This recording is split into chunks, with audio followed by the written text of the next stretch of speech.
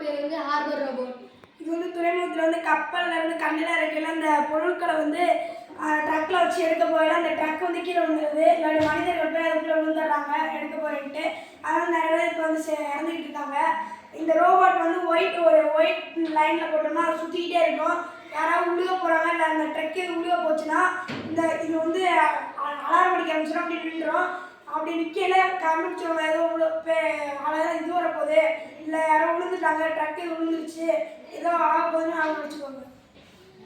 இது வந்து துறைமுகத்திலே இந்த மாதிரி பயன்படுத்தலாம். இன்னொரு கடலில் பயன்படுத்தலாம். கடலில் பயன்படுத்துறது எப்படின்னா, ஒரு கடலில் வந்து ஒரு பெரிய வரப்பு மாதிரி கட்டிட்டு அதில் ஒரு ஒயிட் லைனை போட்டு விட்டோம்னா இந்த ரோபோட் வந்து அதிலேயே சுற்றிக்கிட்டு இருக்கும். இந்த மாதிரி சுற்றும் போது இப்போ அங்கிட்டிருந்து ஏதாச்சும் அலை வருது, சுனாமி வருது, அப்படி இல்லைன்னா யாராச்சும் போய் அங்கே விழுக போகிறாங்க, இந்த மாதிரி ஏதாச்சும் நடந்துச்சுன்னா அங்கே இந்த ரோபோட் வந்து அப்படியே ஸ்டாப் ஆகிட்டு அலாரம் கொடுக்க ஆரம்பிச்சிடும். அங்கே இருக்கிறவங்க கண்டுபிடிச்சிடுவாங்க இந்த மாதிரி யாரோ அங்கிட்டு விழுக போகிறாங்க, சுனாமி ஏதோ வருது, அலை ஏதோ வருது, அந்த மாதிரி அங்கே இருக்கிறவங்க வந்து காப்பாற்றிடுவாங்க அங்கே இருக்கிறவங்கள.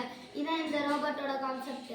இது வந்து ஒரு வேஸ்ட் அட்டை எடுத்துக்கிட்டோம். அட்டை, அப்புறம் ரிமோட் கண்ட்ரோலில் இருந்த ஒரு காரில் இருந்த மோட்ரு, டயரு, சுவிட்சு, பேட்டரியெல்லாம் எடுத்துக்கிட்டோம். அந்த பேட்டரியில் எடுத்து ஒயர் கனெக்ஷன்லாம் கொடுத்து ஒரு வேஸ்ட் அட்டை எடுத்துகிட்டு அது மேலே வந்து ஒரு A4 ஷீட் வந்து ஒட்டிட்டு செஞ்சுருக்கோம். இப்போ உங்களுக்கு வச்சு போட்டு காமிக்கிறோம் பாருங்கள்.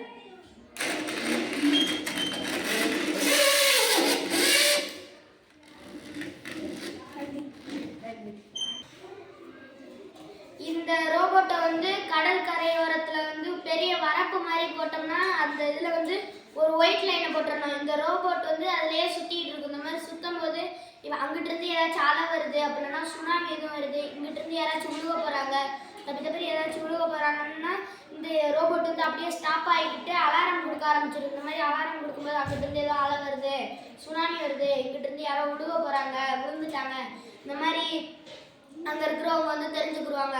இந்த மாதிரி தெரிஞ்சுக்கிறதுனால அவங்க போய் காப்பாற்றலாம். நிறைய பேரோட இறப்பை வந்து இது வந்து காப்பாற்றலாம். துறைமுகத்தில் வந்து அந்த கண்டெய்னர்லாம் இறக்குறாங்க. அதனால அந்த பொருட்கள் எடுக்க போயில அந்த ட்ரக்கு அப்படியே விழுந்துருது. அதனால அந்த மனிதர்கள் எடுக்க போய் அதிலேயே விழுந்துடுறாங்க. அதனால் நிறைய பேர் இறந்துடுறாங்க. அதனால் நாங்கள் வந்து இந்த ஒரு ரோபோட் செஞ்சுருக்கோம். அந்த ரோபோட் இருக்க வரையும் யாரும் அந்த சாக மாட்டாங்க. அதுக்கு மேலே நடக்காது.